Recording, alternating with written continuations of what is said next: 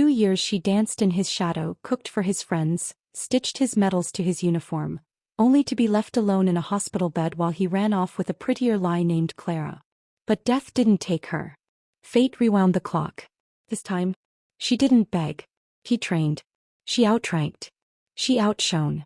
And just as he knelt with a shattered knee, discharged in disgrace, she stepped onto the podium with a medal on her chest, and a baby in her belly, fathered by the man who truly saw her worth. Revenge didn't need blood. It needed glory. And she made sure they watched every second of it. In my past life, I died on a cold operating table. Not in an accident.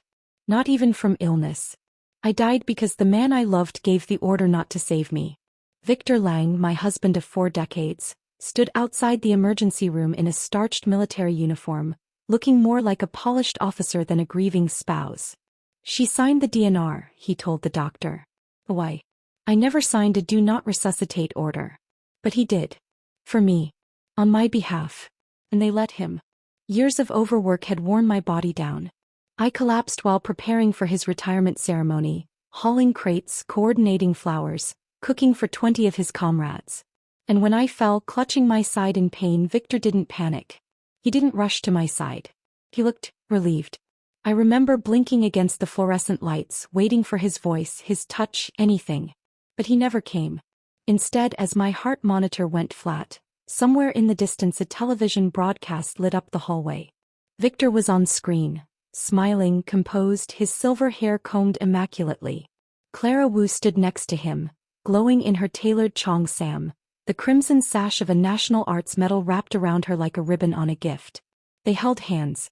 For the safety of my family, Victor said, voice full of contrived regret, I had to keep the truth hidden. My wife and children suffered in silence while I fulfilled my duty to the nation. But now I can finally love openly. The camera panned out, capturing their 2 grown children, both unmistakably his and Clara's, smiling proudly behind them. That was the moment I realized. My entire life had been a lie. The sleepless nights, the rations I sent to his mother and younger siblings, the stage roles I gave up so Clara could shine. Every sacrifice I made was for a man who used me as a shield. A ladder. A cover. The woman he truly loved had been standing beside him the entire time. Not me. Rage didn't consume me right away.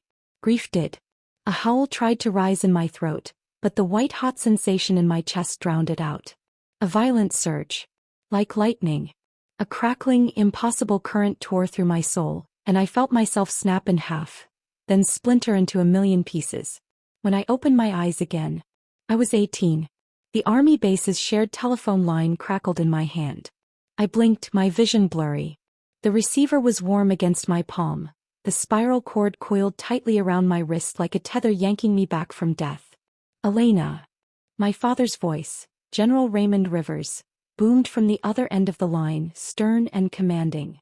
I hadn't heard his voice in decades. Not like this. Not this strong. The second son of Commander Chin is already a brigade commander at 25. Isn't that good enough for you? He said. If you insist on staying with Victor Lang, then don't call me your father anymore. My heart lurched. In my past life, this was the moment I chose wrong. I had cried. Screamed. I gave everything up for love. My relationship with my father, my honor, even my future on stage. I accused him of being an elitist, of not understanding love. I called him cold. I told him he didn't know how to love his daughter. And he, being a veteran hardened by war, simply cut the line. But this time, I wasn't the same girl. I remembered how he held me when I returned from the front lines once, my feet bloodied from dancing on broken terrain. I remembered the silent care he gave me when I was sick, how he kept a photo of my mother tucked inside his military notebook like a fragile secret. He wasn't cold. He saw things clearly. It was I who had been blind. I clutched the receiver, my fingers trembling. Dad, I whispered. I'll listen to you. There was a long silence on the other end. Then the faintest sigh. Not frustration, relief. I gently hung up the phone. My knuckles were white. My chest was heaving with a kind of grief I couldn't name. Not for the father I lost, but for the version of me who never listened. The version who died for nothing. The liaison officer standing beside me didn't seem surprised. She was young, with warm brown eyes and a smudge of ink on her cheek. I remembered her now, Lin Mei. She was in charge of base communications in my early days.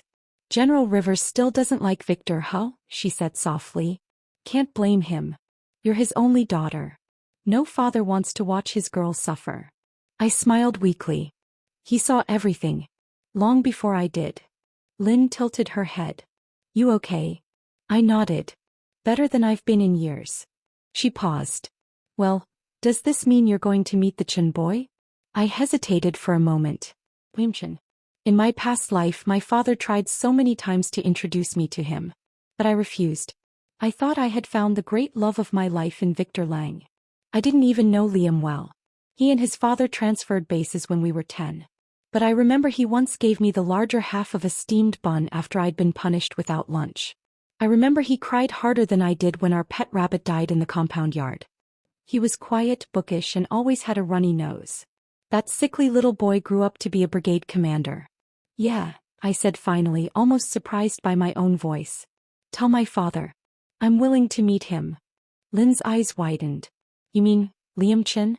Are you serious? That's the youngest brigade commander in the entire division. I gave a small smile. That's what I heard. She blinked at me. What made you change your mind? I met her gaze and gave the only answer that mattered. I've already lived once for the wrong man. This time I won't waste another breath. That night I stood at the edge of the dormitory courtyard. The wind was sharp but not bitter. The scent of iron and earth filled the air. A few soldiers jogged in the distance. The sky above was split by stars. I turned my gaze upward. In my past life I stared at this same sky while waiting for Victor to sneak out and meet me after hours. I waited many nights like that. Sometimes he came. Sometimes he didn't. Sometimes he was with Clara. I used to make excuses. I used to believe the best in him. I used to think if I just worked a little harder, gave a little more, loved a little deeper, he'd finally see me. But I see clearly now. Victor Lang never wanted a wife. He wanted a cover story. And I gave him the perfect one. Not anymore. I returned to my bunk that night and dug into the trunk by my bed. Inside was the journal I kept at 18. In my past life I'd filled it with poems for Victor. Lyrics. Sketches. Wedding fantasies. Now I ripped out the first page. Then the second. Then every line that began with, Dear Victor. In the last few pages I scribbled a single line. From today forward I live for Elena Rivers. No more shadowed corners. No more stagehand roles. No more apologizing for being the daughter of a general, a soldier, a woman. I closed the notebook and let the silence settle in my chest like peace for the first time in 2 lifetimes. By noon, the military base cafeteria was alive with noise. Forks clinking, trays sliding, boots echoing across the linoleum floor. I walked in humming a tune I hadn't thought of in years, shoulders light, spine straight. And then fate decided to test me. Elena. Victor Lang's voice cut across the room like a blade. I turned and met his face, flushed, furious, and entirely theatrical. He stalked toward me with Clara Wu 2 steps behind him, clinging to his sleeve like a helpless sparrow. She didn't even try to make eye contact. You stole Clara's food coupons, Victor snapped. You know she's frail. She needs those. The room began to quiet. In my past life I might have gone red with shame, tried to explain myself, made excuses. Not this time. Oh. Said calm. Funny because I distinctly remember her offering them. Clara tugged on his arm like a wounded actress. Victor. Please don't argue with her. It's not worth it. She's the general's daughter. Victor's voice rose, furious and performative. Chairman Mao taught us everyone is equal. Even if you were the chairman himself, Elena, that doesn't give you the right to bully your comrades. He didn't stop there. Today I'm putting an end to your arrogance. And before I could react, he lifted his bowl and poured his steaming hot noodle soup down my front. Gasps erupted all around. The soup scalded through my shirt and clung to my chest and sleeves. A few drops hit my neck and shoulder, stinging. But the pain wasn't nearly as sharp as the humiliation. Everyone stared. Clara, wide-eyed, immediately rushed forward and began dabbing my arm with a handkerchief. I recognized it instantly, navy blue with white stripes. I had embroidered that cloth for Victor a week ago. Elena, I'm so sorry, she whispered. He didn't mean it. Please don't tell General Rivers. I'm a dancer, I have to stay light anyway. You're really helping me lose weight. It's not a big deal. Every word, soft, calculated, sugar-coated poison. In my past life, this was the part where I broke. Where I cried and begged people to believe me. But not this Elena. I shoved her handkerchief away and stepped forward. Clara Wu, I said, voice steady and sharp. You gave me those coupons. Voluntarily. Why are you pretending otherwise now? The silence that followed was almost reverent. Clara faltered, her lip quivering. Elena, I didn't mean to cause trouble. Victor stepped in front of her protectively. You're lying. Clara barely eats as it is. She sends her rations home to her family. She only gave you anything because you pressured her. He turned on me. Not only do you bully comrades, you lied too? Is this how your revolutionary father raised you? I narrowed my eyes. Why do you always drag my father into this, Victor? You talk about him more than I do in a year. He's my father, not yours. He blinked. The soldiers around us didn't move, riveted. I turned to Clara again. If I'm lying, then say it out loud. Look around this room. If you never offered me those coupons, tell everyone now. Clara's mouth opened and closed. She stayed silent. But I wasn't going to let this slander go unchallenged. Again. I stepped up onto a bench. Elena, one of my dorm mates began, but I held up a hand. Since Clara can't speak up, I said clearly, I will. Last week she snuck into our dorm and stole my dress and shoes. He was caught. Red-handed. When we confronted her, she cried and begged me not to report her. In exchange, she offered to pay me back in food coupons, month by month. Another collective gasp. Several heads swiveled toward our dorm's corner table. Right on cue, two of my roommates, Lon and May, stood. It's true, Lon said loud and firm. We saw her return the dress and shoes. Elena didn't want the coupons. She was trying to let Clara off without punishment. She said she just wanted to take a photo to send home to her mother, added May. She altered the size, stomped the shoes through mud, and cried when we confronted her. Victor scoffed. She was just trying to reassure her family that she's doing well. It was a harmless mistake. A mistake. I said coldly. She destroyed the last pair of shoes my mother gave me before she died. I never even wore them. She knew what they meant to me. And you call that harmless? Victor's face darkened. You want coupons? Fine. I'll pay her debt myself. But your mother wouldn't be proud of this behavior. Using grief as a weapon. And there was the line he had always known would hurt most. In my past life I froze. In this one I slapped him. The sound cracked across the room. Victor stumbled, eyes wide. You hit a fellow soldier? Clara shrieked. Victor raised his voice again. If you don't apologize to me and Clara this instant, I'll report you. I'm breaking up with you. You entitled compound girls think we owe you everything. I looked him dead in the eye. Great. Saves me the trouble. The room stilled. As of today, I said clearly, I, Elena Rivers, am done with you. And then, for dramatic measure, I reached into his uniform pocket, where he always kept his monthly rations. I pulled out the stack of food coupons, walked to the kitchen window, and slapped them down. From Comrade Lang, I said to the cafeteria staff. Extra food for everyone today. The cook blinked, then grinned. First come, first served. Cheers erupted. Victor's face turned a shade of purple. You've gone too far, Elena. I turned on my heel. No, Victor. This time I went far enough. He pointed at me. Don't come crawling back. Don't cry to me later and beg me to fix your reputation. I won't. I shrugged.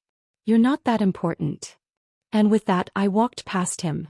Past Clara, who was frozen like a statue, through a cafeteria of stunned soldiers and straight out into the sunlight. That night in the dorm, Lon sat on her bunk polishing her boots. You really did it, she said without looking up. You stood up to him. I didn't reply. I was too busy wringing out my soup-soaked uniform. He's already telling people you're spoiled, May added from the corner. But no one's buying it anymore. I smiled. Good. The thing about reputations? You don't protect them by being silent. You protect them by burning down the lies trying to suffocate you. Victor Lang might have taken years from my past life, but he wasn't taking a single second of this one. Word of the cafeteria incident spread like wildfire. By nightfall, even the laundry staff were whispering about how Victor Lang had been publicly dumped by the general's daughter and lost a month's worth of food coupons to a spontaneous charity handout. In the past, that kind of humiliation would have sent him into silent brooding. Now Victor was angry. And worse, desperate. He didn't try to confront me again that evening.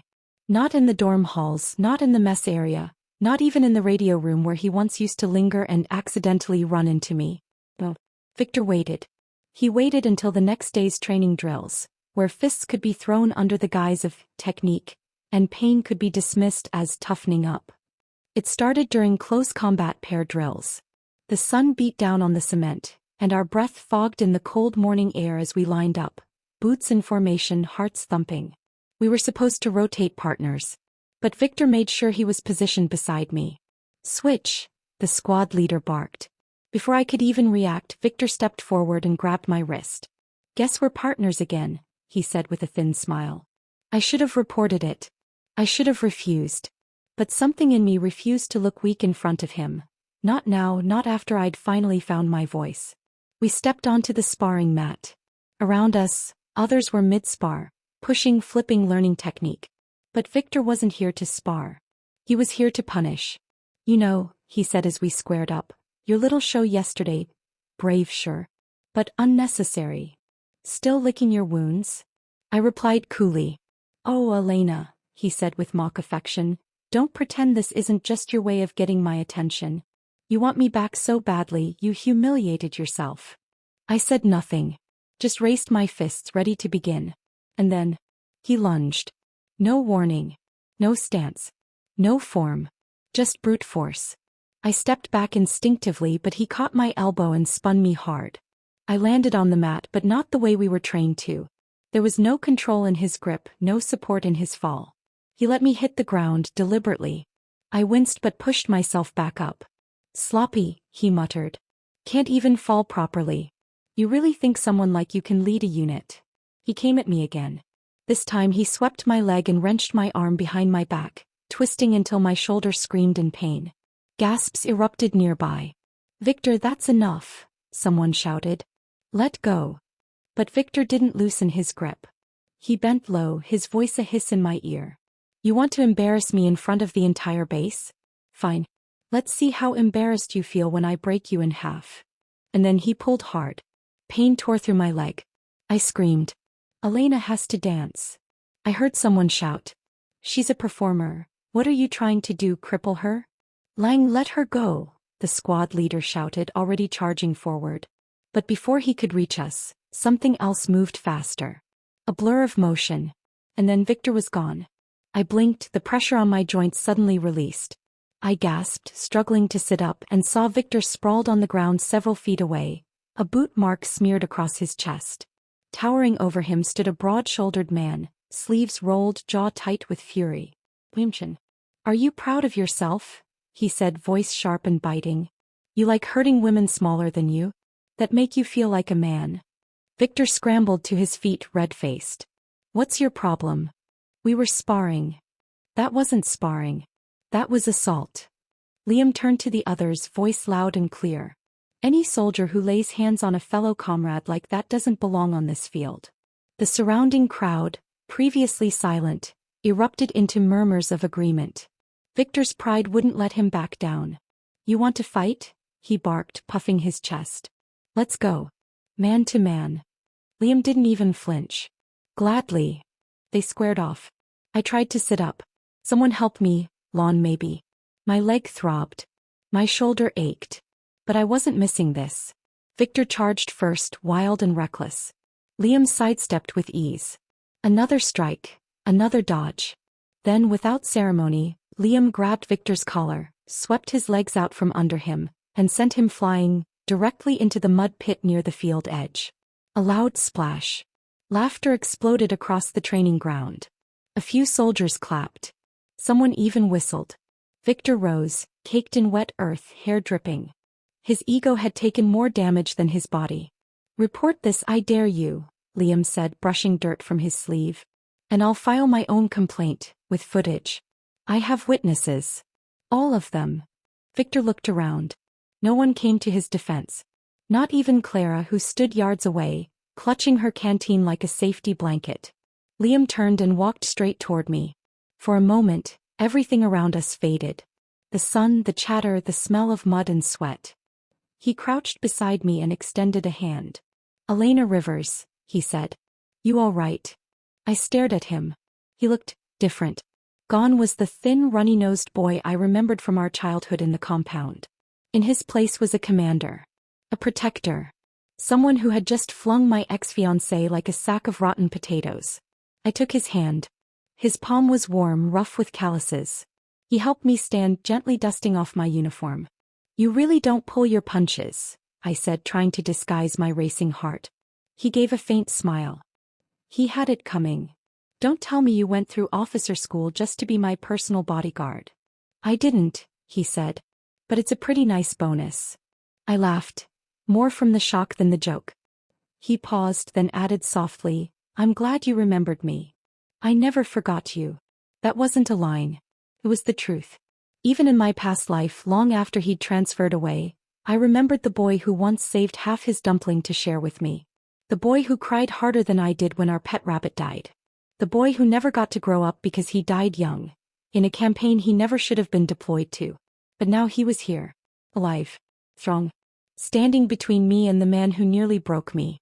"Thanks," I said, and I meant it more than he could know. He nodded once, still watching me carefully. Then, with a voice only I could hear, he said, "You don't have to look over your shoulder anymore. Not while I'm here." That evening the entire base buzzed with whispers. Victor didn't show up for dinner. Clara did, walking stiffly with a bruised pride and a spoon she barely touched. No one sat beside her. Not even the kind-hearted new recruits who once believed her frailty was charming. As I sat with my tray, Liam passed behind me and dropped a second dumpling on my plate. "Officer's ration," he said casually. I raised a brow. "Is that a bribe?" "No," he said. "It's an apology." "For what?" "For not stepping in sooner." My throat tightened unexpectedly. "You did." He didn't sit with me. He returned to his post like a proper commander, respectful of formality. But I knew deep down that dumpling wasn't the apology. It was a promise. A week passed. Victor kept his distance. Clara stopped pretending to faint near me. The base had shifted. Whispers no longer followed me with suspicion, they followed her. Me. I trained. I slept. I ate dumplings that appeared on my tray without explanation. I laughed with my dorm mates. I stretched every night and nursed the bruises from Victor's failed ambush like medals of honor. I felt alive. And then, on a quiet Thursday evening, Lon burst into the dormitory breathless and grinning. "Elena," she shouted, eyes gleaming. "Come with me. Now." I raised a brow from where I sat cleaning my boots. "What for?" "No questions. Just come." Confused, I followed her across the base toward the recreation hall, an unused training room that smelled like paint and polish most days. But when Lon opened the doors, the lights flared on, and a chorus of voices shouted, "Happy birthday, Elena." I froze. The room was strung with streamers in military colors, deep red and gold, and decorated with makeshift paper stars. A long table had been assembled from crates and benches, covered in dishes I hadn't seen in months. Dumplings, pickled radish, braised pork belly, even canned peaches. At the center was a two-tier cake, icing slightly lopsided but proudly homemade. And beside it stood Liam Chin. He wasn't in uniform.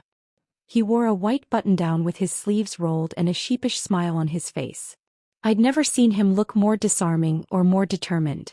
"You remembered," I said softly. He shrugged. "How could I forget?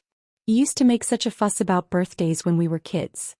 I hadn't celebrated since my first year with Victor, where I brought my own cake and he brought Clara. But tonight, everyone was here. Lon, May, the radio officers, the dance troupe girls, even a few junior commanders. They were smiling, laughing, clinking tin cups of tea. Claire was not here. Victor was not invited. This night was mine. As we ate, my dorm mates recounted old stories, some embellished, some not.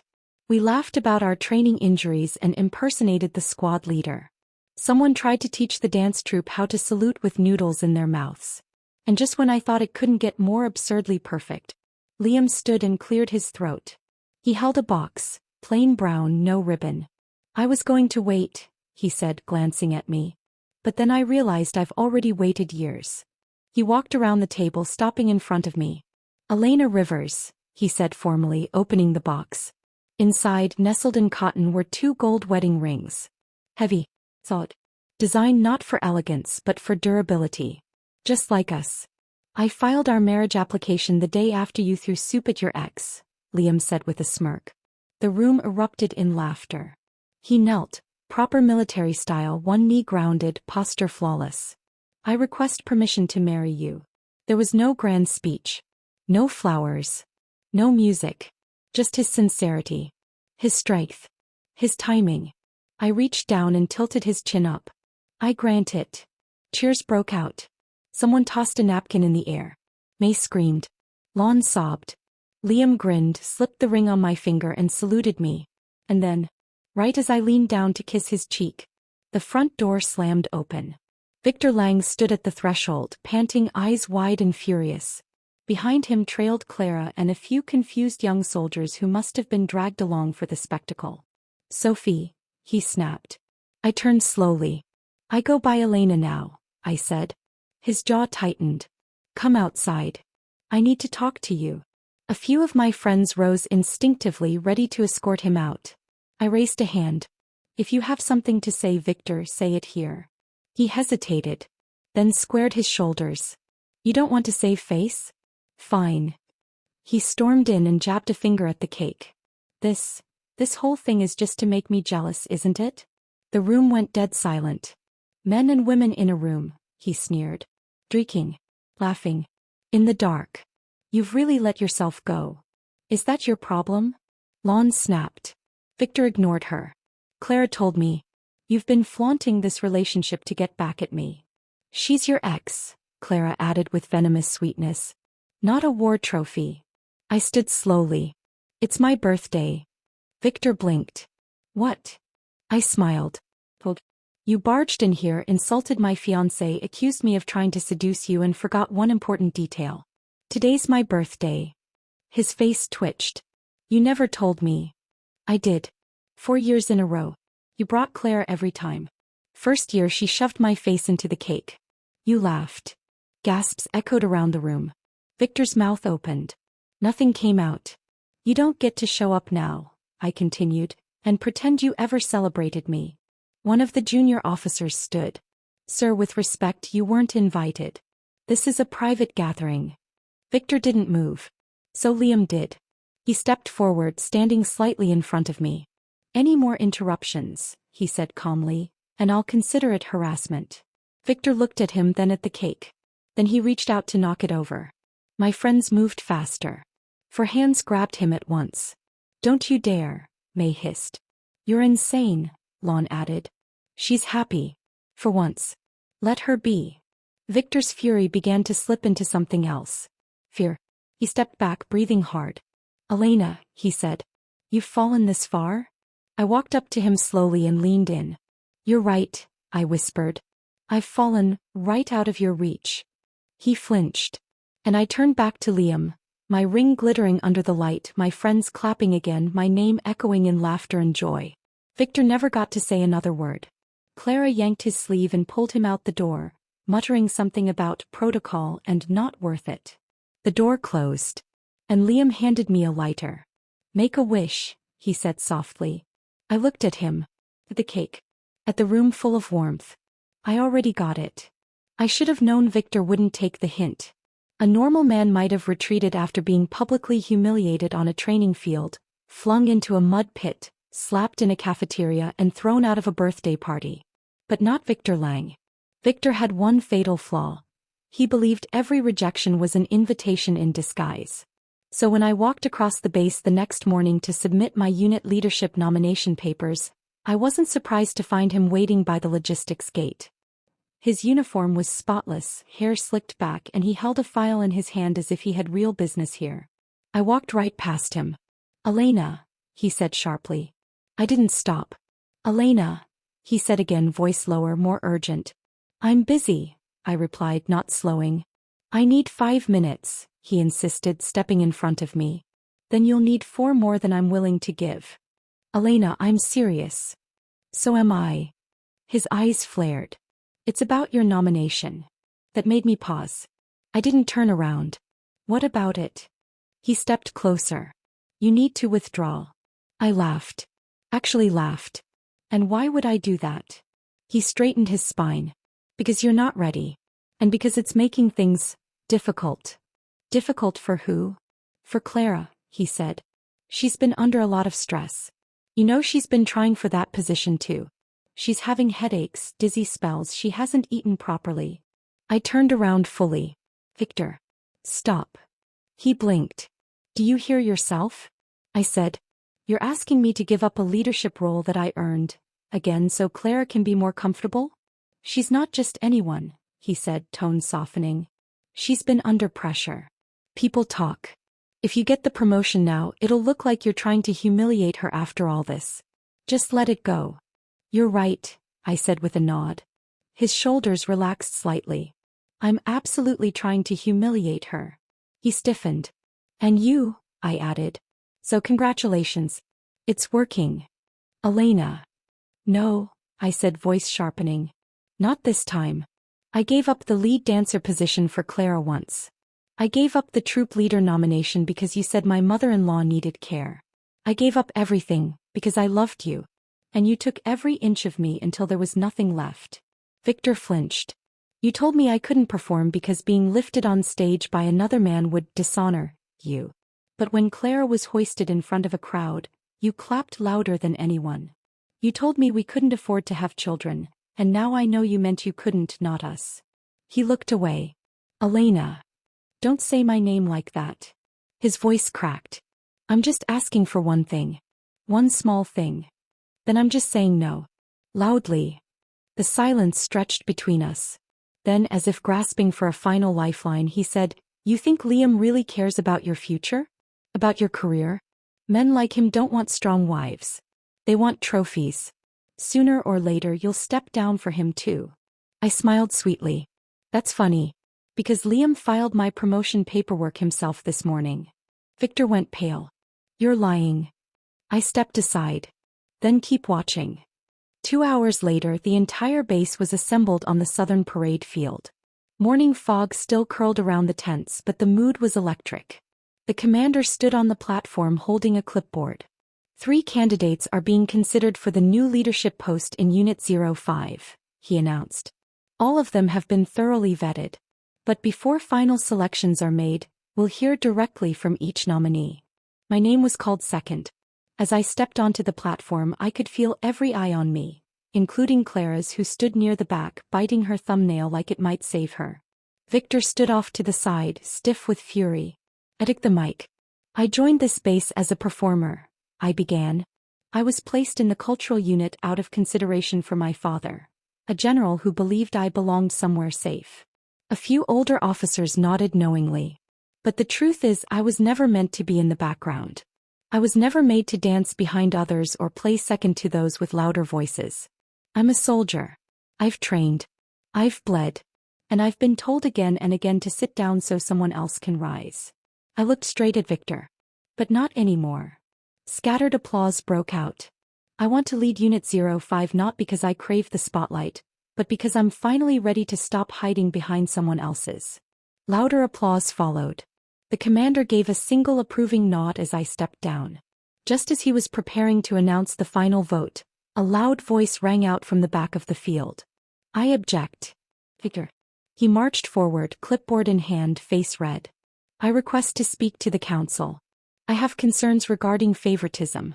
Elena Rivers is the daughter of General Rivers, and her relationship with Commander Chin presents a conflict of interest. That won't be necessary, another voice cut in.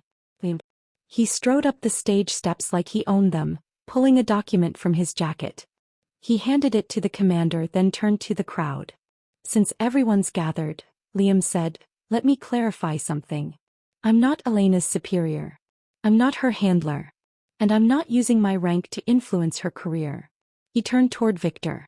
I'm her fiancé. A ripple ran through the crowd. Liam lifted the document. This is our approved military marriage certificate, signed by Central Command. Effective as of this morning. He looked back to the commander. I'm officially recusing myself from the leadership review panel. Elena Rivers earned her nomination through merit, Not through me. The applause that followed was deafening. Victor stood frozen. Claire looked like she might faint. I walked up beside Liam, placed a hand on his arm and smiled. Anything else, Comrade Lang? Victor tried to speak. Nothing came out. He turned and walked off the field. Claire chased after him, tripping in the mud. Me.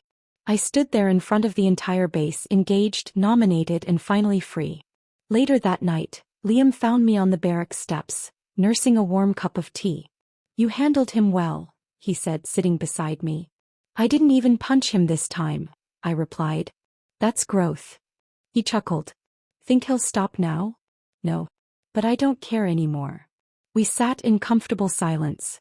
You really submitted the application without telling me? I wanted it to be a surprise. It was. He turned his head toward me. We're really doing this, huh? I looked down at the ring on my finger. No, I said softly. We've already done it.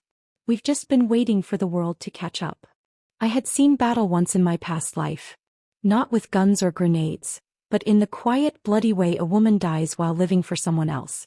1,000 tiny cuts, ripped dreams, swallowed insults, compromises dressed as love. But this time I chose the front lines. Because if fate had returned Liam Chin to me, I wasn't going to hide behind stage curtains and choreography again. Not while the man I loved bled in my name in another lifetime. We volunteered together. The official notice was pinned on the barracks bulletin board 2 days after our engagement. Deployment. Border Zone 17. Hostile terrain.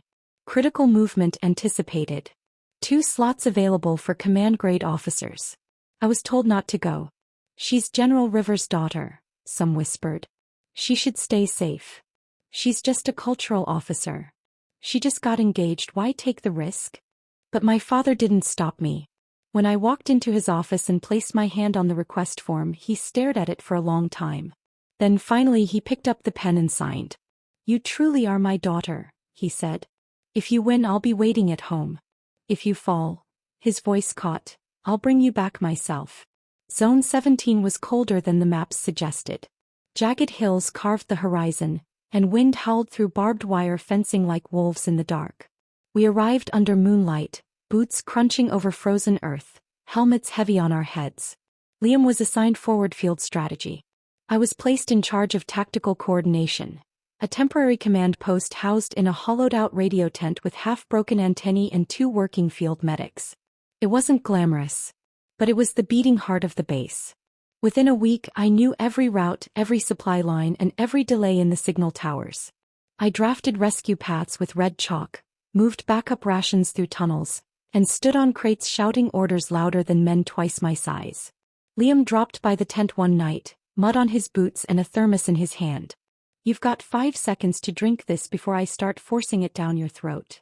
I grinned. Is that a threat or a proposal? He sat beside me on a crate.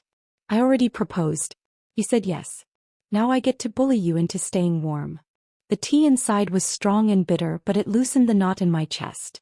You know, I said quietly, this is where you died. He froze. In my past life, I added. This campaign. He took a bullet to the chest. There was a letter in your pocket, half finished, addressed to me. Liam exhaled slowly. You remembered all that?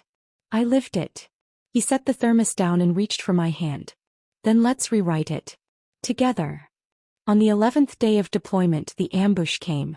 Scouts reported suspicious movement near the southern ridge. Enough to trigger an alert, but not enough to pull reinforcements. Liam and his team moved out at dawn. By sunset, radio silence had fallen. My fingers gripped the edge of the signal table until my knuckles turned white. He's alive, I told myself. Not again. Not this time. The sergeant beside me was already preparing a report. Wait, I said sharply. No distress signal means one of 2 things. Either they're gone, or they're trapped and conserving energy. He hesitated. Commander Rivers, with all due respect. I know Liam, I said. If he was alive but immobile, he'd use flares. If he was overrun, he'd pull back. Then what's your call? I grabbed the field map, scanned the ravines and circled a point near the ridge with a red marker. Here. There's a slope between the cliffs. Shallow enough for cover, steep enough to block transmission. He stared at it. That's a suicide run. Not if we send the drone first. I didn't wait for permission. The recon drone launched 10 minutes later, buzzing over the valley in silence. What it returned made my throat tighten. Liam's team was pinned, 6 soldiers crouched behind overturned vehicles, outgunned and low on supplies. Liam had a tourniquet tied above his knee and blood staining the rock beneath him, but he was alive. "Get me a rescue squad," I said. "Now." I rode with the lead transport. Wind tore at our faces as we drove through the dust storm. The wheels skidded on loose gravel, but I didn't blink. I could see the ridge from here. And I wasn't losing him again. The firefight had quieted by the time we reached the slope. We scrambled down into the ravine, weapons drawn. Bullets echoed faintly in the distance, but the worst had passed. Liam was slumped against a stone, pale but conscious. When he saw me, he smiled weakly. "Told you I'd grow up strong enough to protect you." "You idiot," I said, tears burning my eyes. "What kind of husband makes his fiancée rescue him? The kind who knows she'll do it better than anyone else." I helped the medic lift him into the truck, cradling his head against my shoulder. He held my hand the entire ride back. By the time we returned to base, the skies were orange with dusk and the camp was alive with chatter. "You brought back the whole team," the sergeant said in disbelief. "No casualties," the medic confirmed. Liam's wound was deep, but it would heal. Me. I walked into the command tent that night, submitted a detailed map of the rescue route, and placed a revised tactical procedure on the general's desk. 2 days later, I was awarded first-class military merit. The ceremony was brief but packed.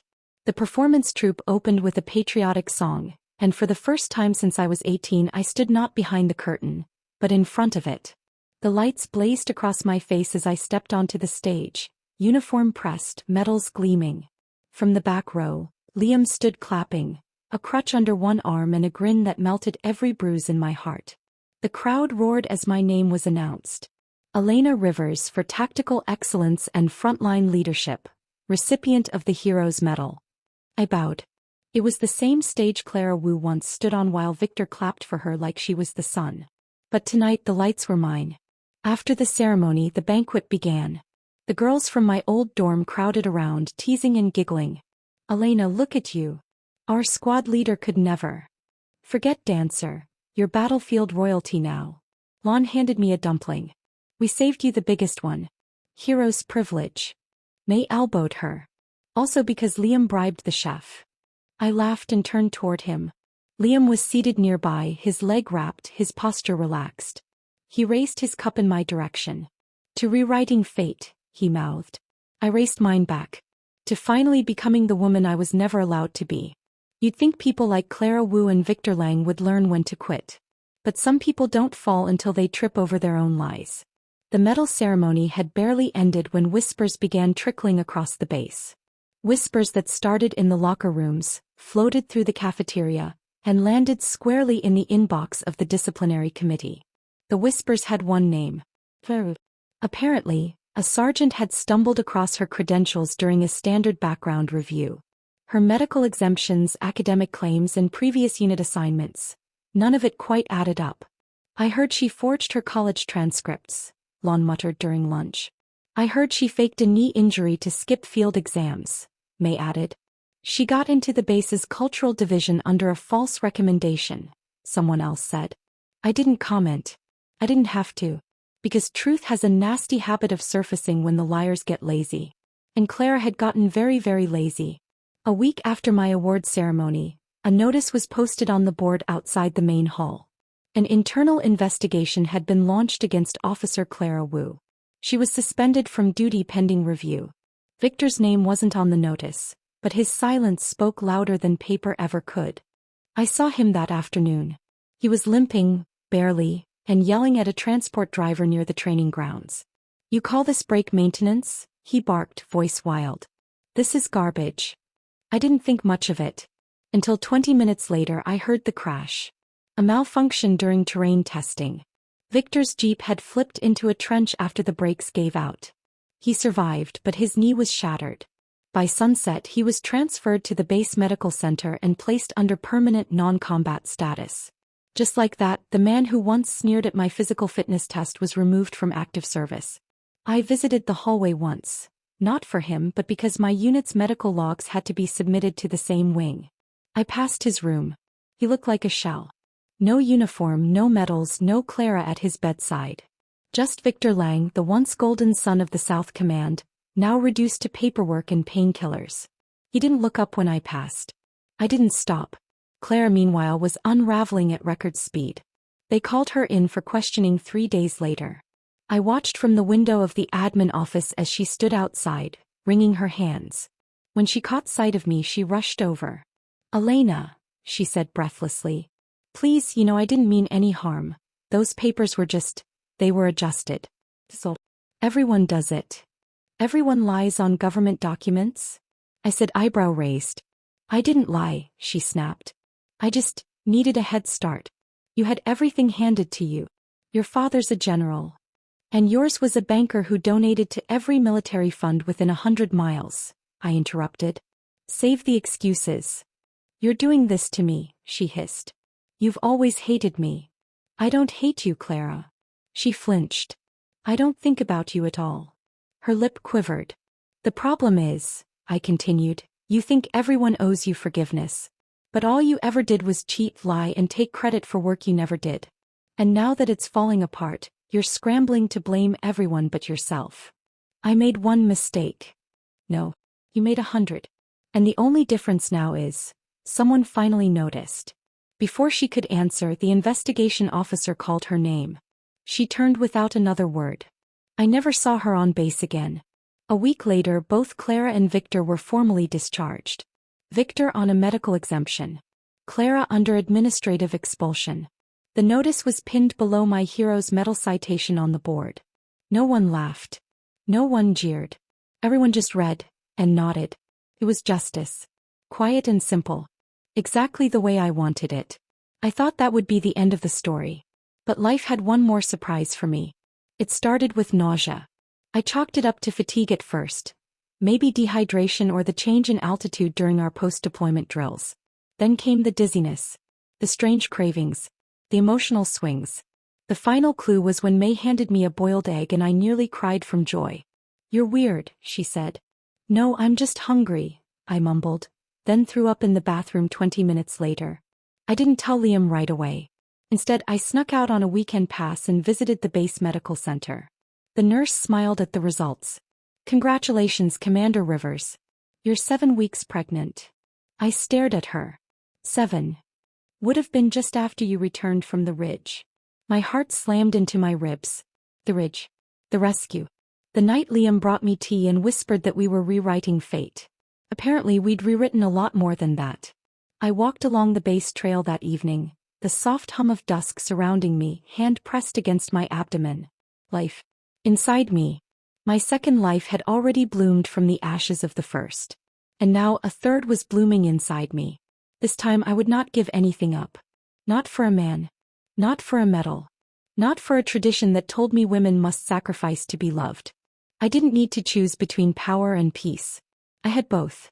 Liam found me by the training fence, arms folded, leaning lazily against the post. "You've been quiet," he said. I had a lot to think about. He walked closer. "Do I get to know what about?" I nodded, then reached into my jacket pocket and handed him the envelope. He opened it. Then looked at me. Then looked again. "Elena." His voice broke. "I wanted to tell you sooner," I whispered. "I just wanted to make sure I wasn't dreaming." He pulled me into his arms. "I don't care if it's a dream," he said against my hair. "Just don't wake me." That night, as I lay beside him in our shared quarters, the wind outside softened and my heartbeat settled. Victor and Claire were gone.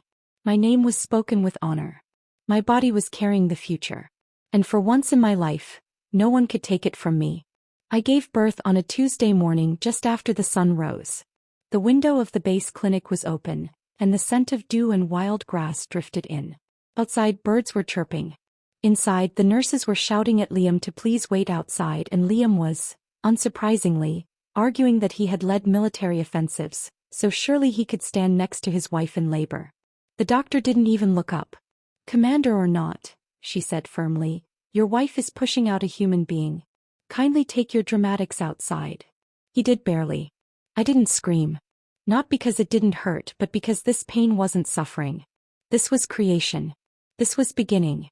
This was the opposite of the pain I had once felt dying in a hospital bed, discarded by the man I gave my life to, forgotten even in my final breath. This time I was heard. This time I was seen. And when they placed the baby in my arms, red and warm and squirming, I looked down at her tiny face and smiled. "Welcome to the world," I whispered. "You were born to a mother who chose herself." We named her Alara, after the brightest moon in the darkest sky. Her eyes were Liam's, calm, intelligent, unshakably steady. Her nose was mine. Her lungs, however, were her own. She howled like a general on day one. By the end of the week, we were discharged from the clinic and welcomed back to base housing with red banners and homemade sweets. Commander Elena Rivers, hero of the Southern Ridge, now mother of the next general, they teased. Liam carried Alara on his chest like a medal. And I breathed. For the first time in both my lives, I wasn't running or proving or performing. I was simply existing. Proudly. Fully. Joyfully. Of course, Victor and Clara tried to crawl back. The military grapevine reported that Clara had tried to join a civilian PR firm, but her forged documents followed her there. No institution wanted her name on their roster. Last I heard, she was living with distant relatives in a tiny suburb, giving online dance lessons to middle schoolers who didn't know better. Victor fared worse. His injury had never fully healed. And with no medals, no deployment records, and no command prospects, he became nothing more than a footnote in the archives of once promising officers. He tried to contact me once. Sent a letter. Said he was sorry. Said he regretted everything. Said he still thought about me. I burned it. Not out of rage, but because there was simply no space for that version of myself anymore. I was no longer the girl who needed his apologies. I was Elena Rivers. Mother, soldier, and survivor. After my maternity leave, a formal letter arrived. It was from the National Defense Office. They were offering me a promotion, commanding officer of the newly established Strategic Planning Division. It would mean more visibility, more responsibility, and a full relocation to the capital. Liam was already due for reassignment there. We accepted together. When we arrived in the capital, a full honor guard greeted us at the gate. Alara, swaddled in Liam's arms, sneezed mid-anthem. The soldiers cracked grins and Liam whispered, "Our daughter just sneezed on protocol." "She takes after me," I replied proudly. The house we moved into wasn't large, but it had a garden. And in that garden I planted my first rose bush with my own hands. Not for Victor. Not even for Liam. But for the girl I once was. The girl who danced for praise. The girl who endured for love. The girl who gave up her dreams so someone else could succeed. She died in a hospital bed, anonymous and aching. And was reborn in the snow, holding her own hand. Alara's first birthday came quickly. She could already stand by then. Stubbornly, noisily, and often in the middle of Liam's early morning briefings. My father visited with a tiny uniform sewn just for her. "For the future," he said. "And because she scares her babysitters." Alara tried to eat her own badge. As Liam and I watched her wobble around the cake table, I leaned against his shoulder. "We rewrote everything, didn't we?" I whispered. He kissed the top of my head. "And we're still writing." They held a formal banquet that same month, honoring my appointment as the youngest strategic division head in modern history. There were speeches, flash photography, a long line of officials with carefully worded compliments. And at the end of the night, the president himself stood beside me and said, "Your story is one of the finest examples of what true service looks like." Thanked him. Then looked at the golden plaque in my hand. Read, "Elena Rivers, for distinguished military excellence." Not Mrs. Lang. Not Victor's former fiancée. Not the dancer turned officer. Just me. My name. My title. My story. As I left the hall that night, Liam waiting with Alara asleep in his arms, I paused one last time under the massive dome lights and looked around. So many faces. So many lives. So many paths I could have taken. But didn't. Because the day Andrew, no Victor, left me behind, I thought it would be the end of my story. But it was only the prologue. The end.